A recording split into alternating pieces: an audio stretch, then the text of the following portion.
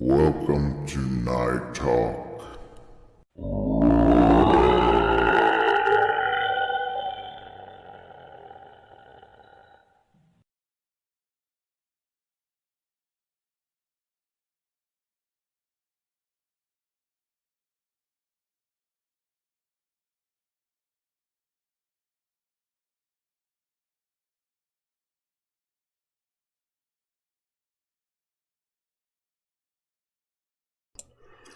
Welcome everybody to Night Talk. Tonight, Night Talk's going to be about house cleansing, getting rid of evil spirits, and getting rid of spirits in general, and getting rid of the negative energy in your homes. Okay, the special guest tonight is going to be Debe Branning. But first, a lot of you don't know me. I'm Reverend Dave Christensen. I'm the director and lead investigator at Phantasm Paranormal. I am also your host of Night Talk, ta-da, and Real Ghost Stories. Tonight's feed, like I said, will be about house cleansing. But first, I want to let you know something. You can call or text into our studio at any time to offer suggestions for upcoming feeds that you would like to see, or request to do a live interview with us yourself. Paranormal groups can also go live with us and talk about their group, past investigations that they have done, and pending investigations. Our answering system here at the studio is automated. Just call or text into the studio at 402-370-8770 and leave a message. You can see our phone number down in the bottom right-hand corner of the screen. I'm going to break away from here for a second and give Debbie a call, so I'll be right back.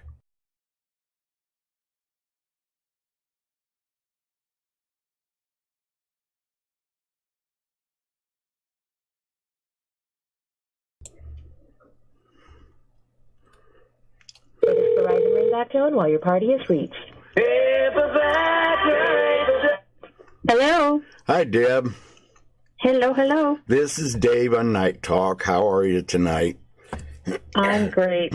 Oh, that's good to hear. So, hey, I got some questions to ask you, okay? Sure. Tell us about MVD Ghost Chasers and what does MVD stand for? Sure. Well, back about 1994, I worked for the Motor Vehicle Department, which is MVD, here in Arizona. And a bunch of us co-workers kind of got together and started visiting haunted places around Arizona. Our favorite place was to go down to the Gadsden Hotel in Douglas, Arizona. And it started out with a handful of us, and we'd come back to work and talk about all the crazy things that happened down at this hotel. The next week or, the next couple weeks, we'd go back down again, and there'd be more of us. Sometimes we'd have like 4 or 5 cars caravanning. And it was kind of a neat thing because the team at that time consisted of only motor vehicle department workers. So MVD Ghost Chasers was born. Since then, of course, people move on from their job or, can no longer go with us. So we have opened it up to other participants as well. But it's still kind of the same core. The old members still keep in contact, and they're still running strong after all these years. Well, I'll be darned. Hey, you guys got a website, don't you? We do. It's mvdghostchasers.com. Why don't you post a link to that on Night Talk or on Phantasm Paranormal, Yeah. And we can get more people to come in and visit you. Yeah. Definitely. But that's basically how we kind of got together, many years ago, and still going strong. I've been the leader of the pack for all these years. So. Oh, good. What's the most haunted place your team has ever investigated in Arizona, and what was it like?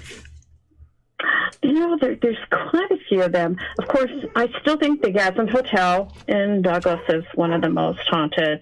The Yuma Territorial Prison out in Yuma, Arizona, we've had some great experiences out there. Let's see. We've gone everywhere around Arizona, but it's like nothing sticks in my mind as being the most haunted. They're just all kind of basically been the same. The Clarendon Hotel, a lot of hotels, a lot of restaurants we've gone to, a lot of jails. The jail up in Globe, Arizona, which was on Ghost Adventures, that one has a lot of activity as well. So it's a little bit of everything. Nothing extremely demonic or anything like that. Just more like poltergeist or residual energies. Yeah. Okay. Now, from what I understand, you've lectured at quite a few universities: Ottawa University, Central Arizona College, Arizona State University, Scottsdale Community College, and South Mountain Community College. Okay, sure. Tell us about your lectures. What do you usually talk about? Well, usually when I speak at these classes, they're for a lot of times it's like they're multi-religion classes, if you can, imagine that. They want us to study kind of the how paranormal investigations and ghost hunting fit into beliefs, beliefs in the ghosts and things like that. So I've done quite a few, like at South Mountain and Arizona State University. That's what I was doing there. Other of them, they just want to learn about, what ghost hunting and paranormal investigating is all about. And so we tell about, some of the things that have happened to us when we've been out and about, things like that. And I think another college that I did was more interested in, photography and filming spirits. So, we kind of explained to them that that's not always an easy task, but, we tried when we're out there. So it just varies with the subject matter of the classroom that's teaching. I've also spoke at Ottawa at death and dying classes, for people studying mortuary science. So they want to know, about life and death as well. Oh, okay. Okay, so now you've also appeared in an episode of Street of Fear for fearnet.com, which aired in October 2009. Yeah. What was... I know that. Yeah, that one it was when they used to have, the fearnet.com. And I think when they were going to start charging viewers to watch everything, they just shut themselves down because they felt that should be kind of open. Yeah. So it's no longer on any website. I've actually looked for it several times. But that was, we did a filming down in Bisbee because I have a house down in Bisbee, Arizona, and one up here in Mesa, Arizona. And so another friend of mine who lived in Bisbee forever and ever, her and I went down and talked about some of the haunted locations down in Bisbee. And that was, just a little, like a 5-minute little episode on, haunted locations there. And I wish it would still, were able to pick it up. But like I said, they kind of just, kind of hid everything away once they got to the point where they said, well, we're going to have to start charging for viewers to watch. And so they thought it wasn't necessary, so they just took everything off. Oh. It was a pretty fun little episode. Yeah, okay. Okay, now, you've also assisted in research for Travel Channel TV shows such as Ghost Stories, Haunted Highway, and Deadly Possessions. What kind of research did you do? Well, when I did the show for Travel Channel called Ghost Stories, and that they filmed up about Jerome, Arizona, and that story was about a ghost of a lady of the night who was murdered, and it was kind of an unsolved murder, and story of how her ghost still is seen wandering, in those streets there, and I did most of the research for that show, looking up death certificates. I got all the court documents from the inquest and, things that, in that way. We searched all of our, find an extra picture of her. We never did find one. We just had one picture to go on.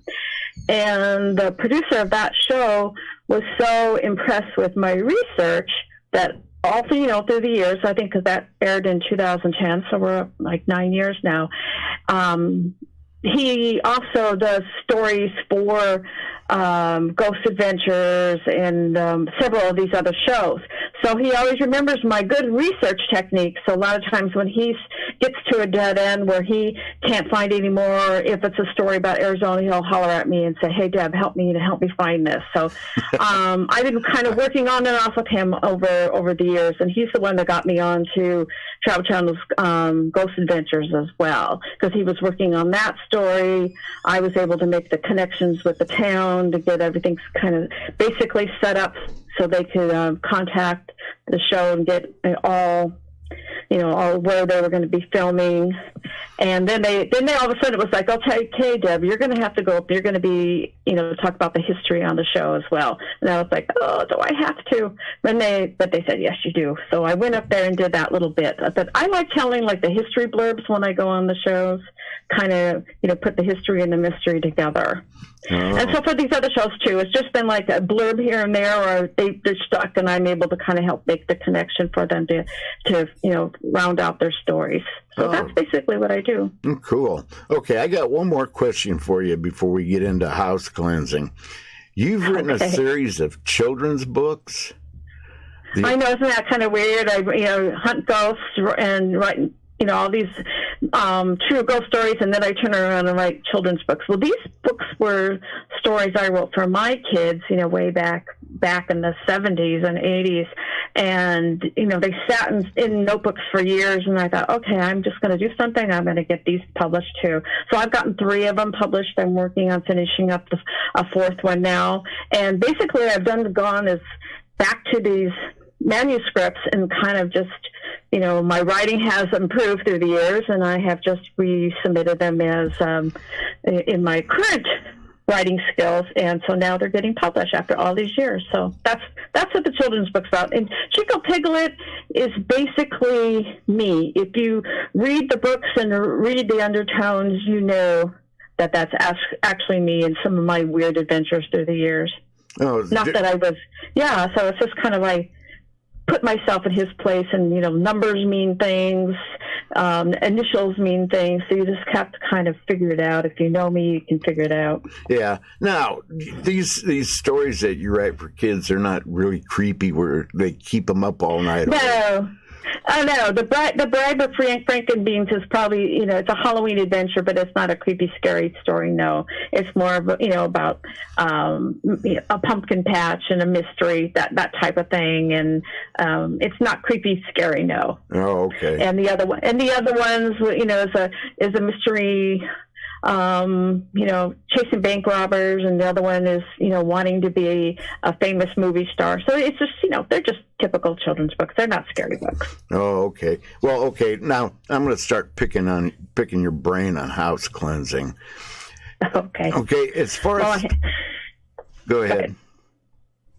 No, I was going to say I have a mop and a bucket. No. Okay. As far as house, I do have a broom. We'll go that route. I do have a broom I use. Okay. As far as house cleansing, what do people need to do a house cleaning? What kind of material? Well, the first thing I do when I'm even asked to do them, and I don't do them often, because a lot of times people think their houses are haunted, and they're really not. And sometimes it's just something going on in their life, and things just seem kind of out of control.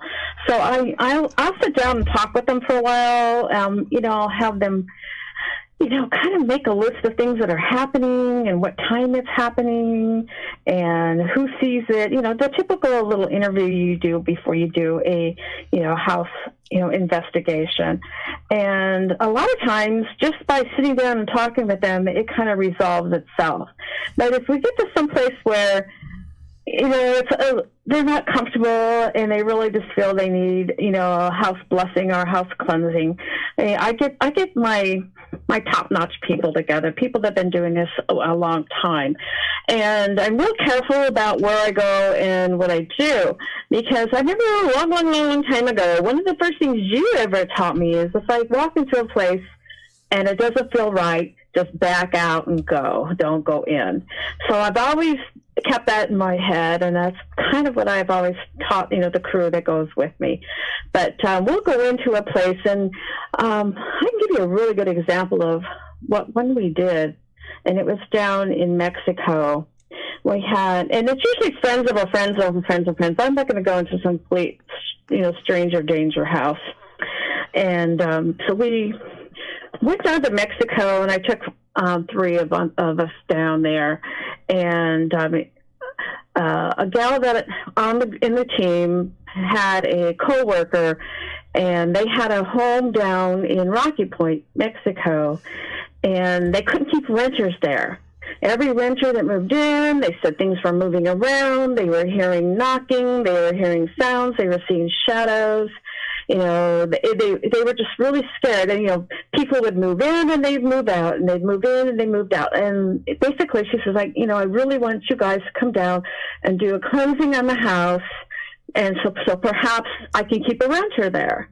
So we went down and checked this. This is a little tiny little condo, but it was small. You're thinking Mexico, it was very small.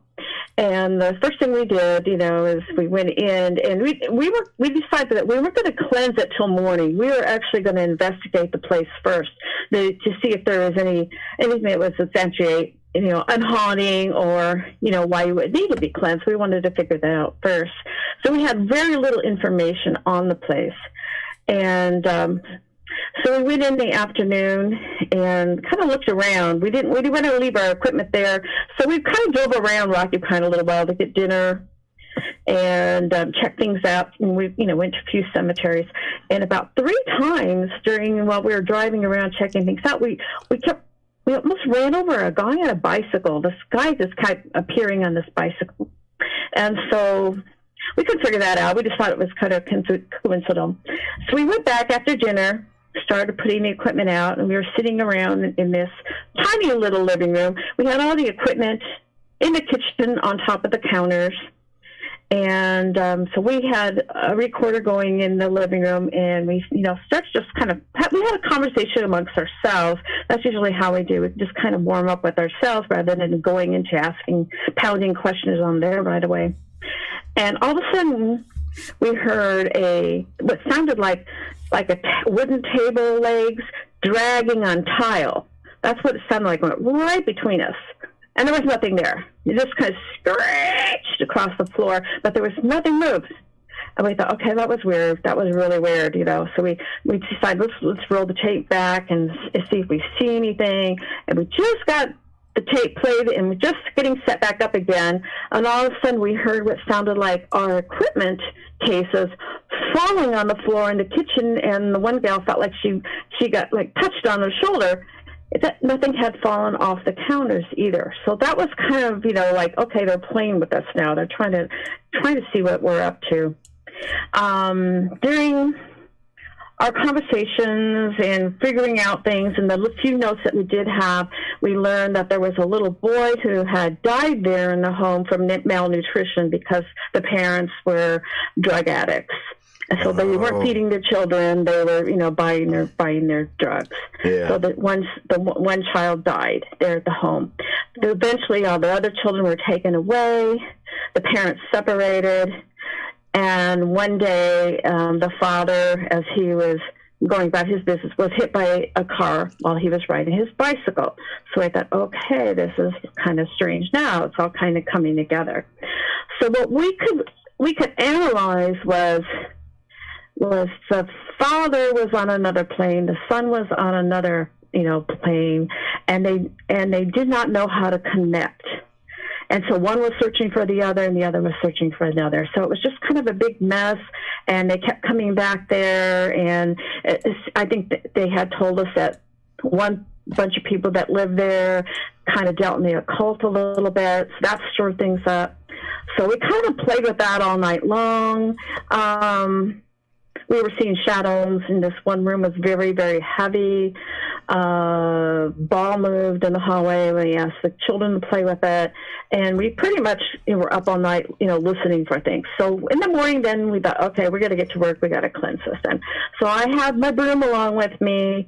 We had holy water. We had this thing that one of my our friends had come up with a little recipe called Ghost Be Gone, which is basically rosemary and kosher salt, and we mix it in kind of a water and use that as a spray. And we also had sage as well. So we followed each other. I went first and, kind of did the rotation moment of the broom. We went every single wall, every single floor. We went around every single room. We got to that back room, and with the broom, it was like moving sludge. You didn't even want to move. It was just like, couldn't even hardly turn it around. But we got all the way through the house. And we followed each other, one by one. We just kind of went in a line, and we got to the front door. We took everything out at that point, and we got all our equipment out, and we cleansed that out in the yard. Just kind of put like a white light around everything, and it turned out okay. They've had the same renters now there for 2 years. They've never had another problem. So it worked, and it was hard. Luckily, it was nothing really demonic. It was just a lot of unrest in the house. Yeah. And a lot of bad dark energy that we had to kind of just move out. But basically, when we go into a place, we make sure that we're well too. That's one thing that I always insist if we're doing investigation. Everybody's got to be well.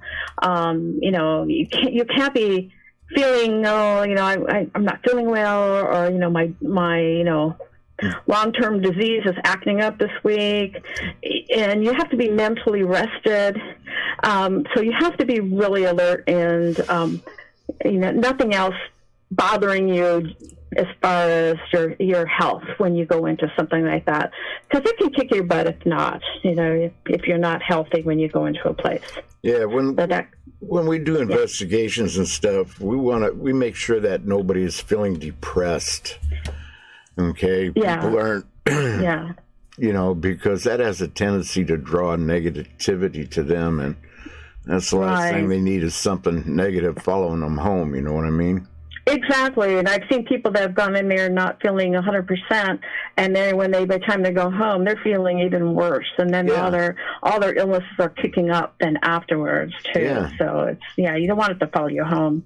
Well, what kind of material do you use? I use sage. I use holy oil, and I go through the house, and I go from room to room, and I open up each window, and I go to corner to corner, and go. Yeah. Do each corner. Yeah, depending on the circumstance. We thought this one, since it was such a small place, as if we started at the front door, and if we went through every single wall, because there wasn't even that many windows in this place, because it's just a tiny little place, but it had two small bedrooms and a little tiny bathroom, and the kitchen and living room was practically one thing, and it had another little side door. So we just decided if we just kind of start at the front door and go all the way through, following through, and then going back out that same door and pushing everything out that same door, that it would work. And for us, that worked in that particular time. Other places we've had, did corner to corner and then, opened up windows. Generally, we just try to do room for room, and then find the corner or the area that seems the heaviest, and kind of keep moving it out, and getting it out the outside. And then, we'll even take salt with us when we go, and put it all around the perimeter of the house too, just kind of keep it from coming back in, kind of put a barrier up. On the outside of the house, or? On the outside, yeah, around the foundation area, or, even expanding out farther.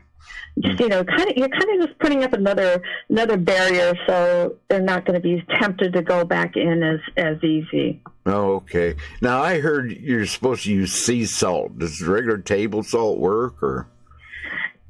We have used that as well. We try to use the sea salt when we can have it closer to sea salt.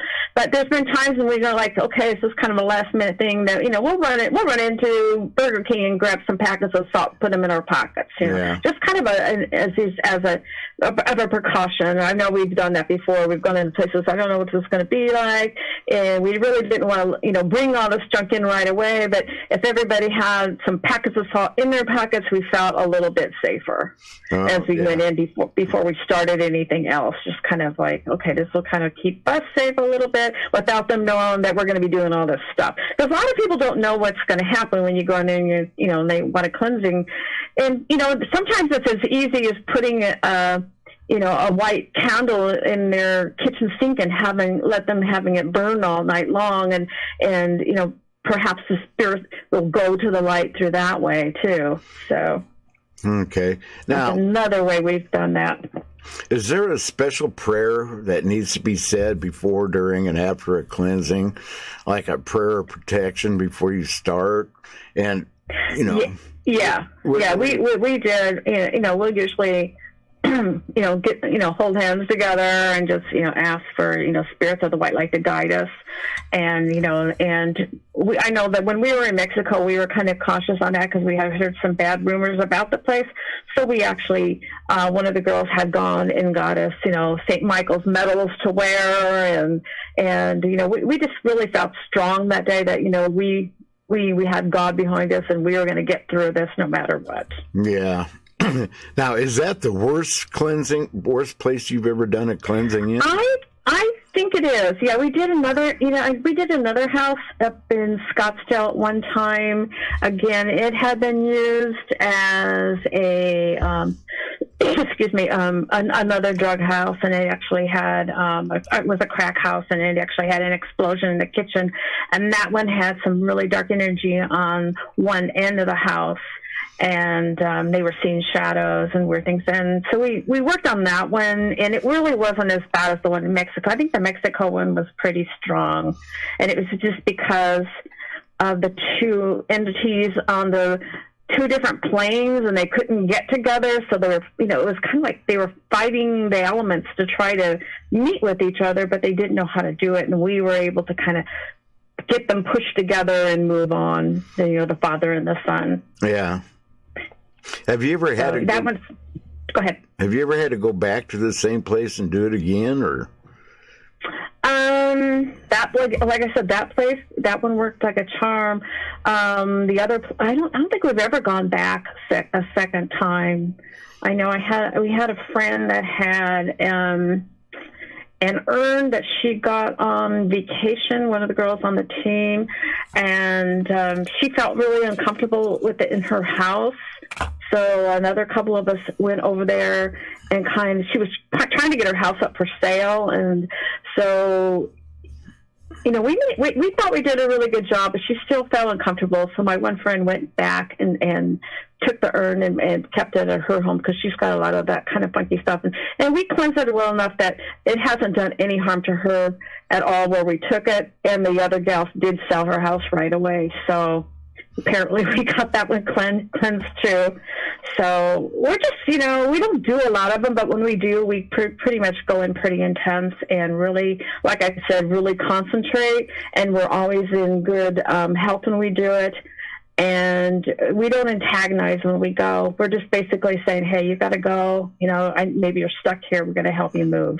Yeah, you don't threaten them and you don't, call them out. Because even the one in, like I said, Mexico was a little bit on the dark side. We decided, we're not going to let them we're not going to show any fear. We're just going to say, hey, this is what's happening and this is what's going to go on.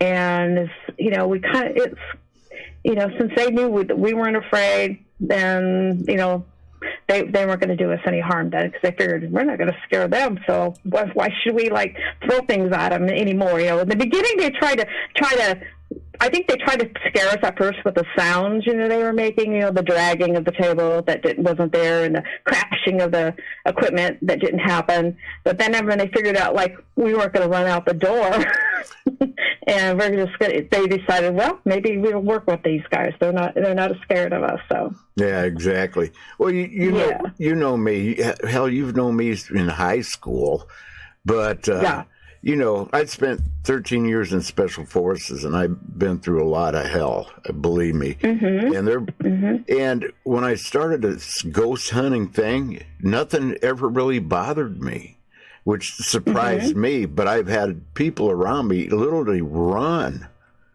Yeah. And when you run, when you show fear, the spirits, they just eat that up. Oh, they do. Yeah. They go, oh, we got this person now, Yeah. we can play with them, Yeah. That's, I always see all these people and they get attacked and scratched and pushed, and I don't even know if I've ever been pushed. I was pushed one time in a cemetery. This is because I had found a piece of pottery down at the old cemetery where I volunteer and took it in the house to show the other people. It was very pretty. It was yellow with orange circles on it. And I went back out to pick up more garbage out in the cemetery, and I got pushed where I kind of like went over like a the rails around the old grave sites. Yeah. And luckily, where I got pushed, the little pointy piece was broken off, or else I would have probably been impaled. And my thought was like, I'm going to be on the news. I'm going to say cemetery lady impaled at cemetery. But I went right in the part where there was no post. And then I went back in the house. I go, give me that piece. I'm putting it back in there. Because we have a Hohokam cemetery burial ground underneath our 1900 cemetery. Right. So there's people buried under our cemetery from Hohokam, which is years and years and years past. So you have to be very careful, and we always tell people when we're giving cemetery tours, don't pick up any of the pottery. You're going to see pottery on the ground, but don't take it home. Leave it here. They want their stuff here. So that was kind of a lesson learned, and I wasn't even taking it home. I was just left it in the house for everybody to look at in the cemetery house. And so I just grabbed that piece and put it right back out there, put it back under the dirt, and let it be. But we're out there in the cemetery all the time doing preservation work, and it's never anything bad. It's just like they're happy where they're doing something, so you can appease the spirits as well as displease them, I think. So yeah. I did a house in Sioux Falls, South Dakota, about 10 years ago. This woman, she went to a cemetery to visit her mother, and she saw a stuffed animal on this other child's grave. And she decided to take it home to her kid. Oh, my gosh. And it did not turn out well for her child, or anybody in her family. No. And it took us a while to figure out, why, I asked her question after question. Yeah. And when I asked her, did you ever take anything from a cemetery? She said, well, yeah, stuffed animal, blah, blah, blah, blah. And I told her, I said, you got to put it back. So we took it back that night and laid it back on the child's grave. And that very same night, everything quit. Yeah. You don't take nothing, No, we never take anything from a cemetery or, even a historic site or anything, because it's just crazy when that happens, So, luckily most everyone that investigates with us, we're an older bunch of people, and so I trust all of them anywhere. When I go and I try to arrange even like a public type investigation, I always tell the owner or person in charge, like, these are all, I know them all. They're very reliable adults, so you don't have to worry about anything at all when we come in. Nothing's going to happen, and we go in there with an idea of just kind of communicating with the spirit, and we're not going to leave anything bad when we leave either. So so that's always we've got a pretty good reputation on that. When you and I were growing up, if we did something bad, our parents tanned our behinds, You know? Oh, yeah. Oh, and yeah. we were brought up to, to respect people. And Respect, yeah. Yeah, but a lot of kids nowadays, they don't have that.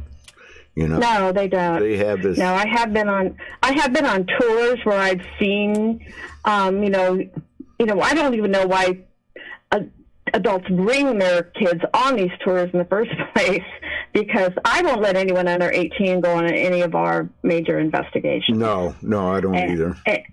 I don't. It's just like one of my rules. For one thing, they should not be there. Well, if they're younger, some spirits like these to play on these youngsters, and and one thing, I want the adults on my group, if they need to swear or say something off the cuff, I don't want younger children being offended either. So it's just I just don't ever have felt that anyone under 18, even though I hear from the mothers, they watch all the ghost shows. Like, well, watching and participating are two different things. Yeah. But I have seen I've been on other tours, not my own tours or my own events, where I've seen these kids, steal things or they get bored and they're doing mischief things when they should be being paying attention to what they're doing. So that's I don't. They don't have respect, and they don't understand that they should have respect for the dead as well. Yeah, especially for spirits. You can't can't fight something you can't see. Yeah. I mean, it's different getting in a fist fight with a guy in a bar. You can't get in a fist fight with a ghost. It don't happen. I mean, you're going to lose one way or another. You're going to lose. But right. Okay, let's see how we got here. Okay, now when you get done cleansing a house, is there a feeling in the atmosphere, or? It'll be like brighter in the house. I mean, it'll be almost like, oh man, it's not dark in here anymore. The whole density of the house feels lighter. Like I told you, when we were doing that one back bedroom, even with the broom, you do in a circular motion, I could barely move it in the circle. It was like I was going through sludge. And after that, it was just nice and easy peasy. You could walk through there. It's a definite change. I mean, the way, I've seen people go into these situations where they're even angry with each other while they're doing it, or, right before they're arguing, well, we should do it this way. No, it's that way. But afterwards, you just feel really calm. The atmosphere is lighter. The room seems lighter. It seems brighter. You can definitely tell the change right away. Yeah. And something has gone good, and like I said, tell them, if it does come back, let us know, but I've never had anyone have us come back. The one thing I can really remember is a house here in Mesa, and I like to go on historic house tours, because sometimes you can pick up on energies. And I walked in this one house, I definitely picked up on something. So when the tour group had, passed through, and she was waiting for the next group of people to come, I asked her, is this place haunted? And she said, oh my God, yes. And she started telling this story about a little boy in the house that had died up in the attic, and he had died of the flu, in 1918, 1919. And so I thought, it's so interesting. I go, well, if you ever needed the house investigated, here's my card. And about 3 months later, she calls me, and I see her name on the caller ID. I knew exactly who it was. And she says, I think it's time to move him on. She says, it's getting too much. So we went over there, and it was like she lived there alone, and the little boy was in the attic. And she actually started treating him like it was her son. And his response to her was like it was his mother, not realizing that his real mother had died like a week or two after he did from the flu. But they never made that connection. He was looking for her, on the earth. Yeah, I know what you mean. Yeah. And so it got kind of intense there. And she says, I need to move him on. I need to move him on. It's time. She says, every time I'm in a relationship and, we go to bed, I can hear him stomping around in the kitchen. He's not happy. He's angry that I'm with somebody else, and he hides keys, and he was just doing all kinds of things. She says, I need to just buck up and move him on. So we went over there and did an investigation. We left video cameras up in the attic. And at some point in the night, the cameras actually got moved, and you can hear a little kid clapping in front of it, trying to figure out what the heck it was. Because he died in 1919. And so we did that one night, and we said, yeah, there's definitely something out there. So we took a group of people up the attic. I know it was the lady. We had a medium with us, and then we had about 3 people from my team. And we decided we were going to move him on, go to the light. And, at one point, the whole room up there went white. It was the weirdest thing ever. And that's when he was making the transition up.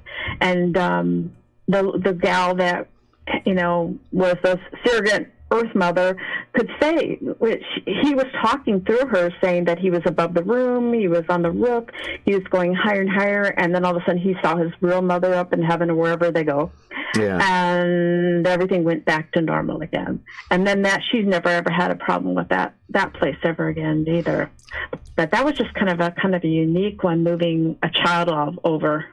I don't normally do that with adults, but a child, yeah, I would. Yeah. So. Boy, you got some interesting ghost stories, for crying out loud. I've been doing this a live game, Dave. Yeah, I ought to get you on real ghost stories sometimes. Talk about some of your investigations. We did one over in Council Bluffs, and there was a spirit over there, a man, with this little boy called Jerry the Goat. The boy couldn't pronounce the S. So instead of saying Jerry the Ghost, he said Jerry the Goat. And that was a pretty interesting case, but that also involved a little girl who died in the house because her Uncle Jerry fell asleep in a chair smoking a cigarette and caught the house on fire. And both of them died in the fire. But that's an interesting story. I'm going to have to tell that to people sometime. That was a really good story. That sounds like a good one. But anyway, I gotta get going. We've been on here now for about 40 minutes.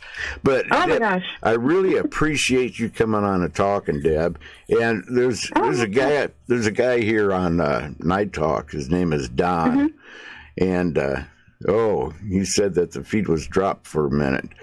But anyway, I'm going to post the recording of it if there's any problems anyway. But, okay. Well, Deb, I'm going to let you go. I'll talk to you later, dear. Thanks for having me on the show. Have a good one. All right. Night-night. Bye. Well, that was Deb Branning. Deb Branning, I've known her since high school, and I'm not going to tell you when I was in high school because then you know how old I am. I tell you what, I'm older than a lot of you. But anyway, Don, sometimes it happens. We're having a severe storm right now. It's thunder, lightning, and everything else, and we don't have underground fiber optics. We live out in the boonies. I live out in the boonies, and we have microwave, and the tower is about 10 miles away. So when we get severe storms and thunder and lightning and everything else, sometimes the feed will drop for a second or so. But anyway, I apologize for that drop, you guys. But anyway, it's about time that I get the hell out of here. But I want to tell you about the next feed on Thursday, May 30th at 8 p.m. It's going to be about So You Want to Be a Ghost Hunter.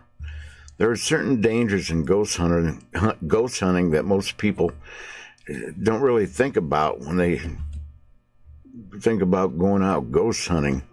And these dangers not only can affect you, but they can affect your family your friends, the people around you, the people you love. So you got to really pay attention. So join me on May 30th if you ever thought about doing some ghost hunting. You'll learn some of the dangers, some of the do's and don'ts. And we've got one trick that we call a no-knock. And no-knock is unbelievably effective. It is just unbelievably effective. So I'll talk to you guys later. If you have any suggestions for a feed, the phone number to call or text is 402-370-8770. And I hope to see you guys next Sunday. So you all have a good night. You're gonna come back and see us, aren't you? You better be. We need you. We gotta have you. We depend on you. Come on back and see us. Come back. I want you.